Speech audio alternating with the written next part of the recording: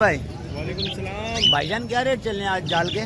भाईजान बर्जीरी पट्टा ले रहा है 450, बड़ा ले रहा है 550। और कॉकटेल के?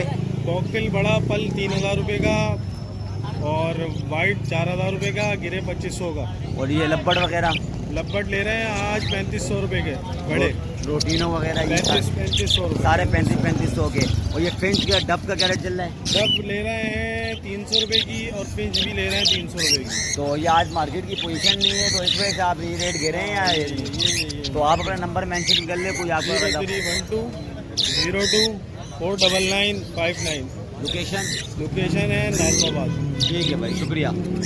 तो आज आप अभी जाल रेट की अपडेट ये दे दी है भाई हैं, जाल रेट ये भी हैं।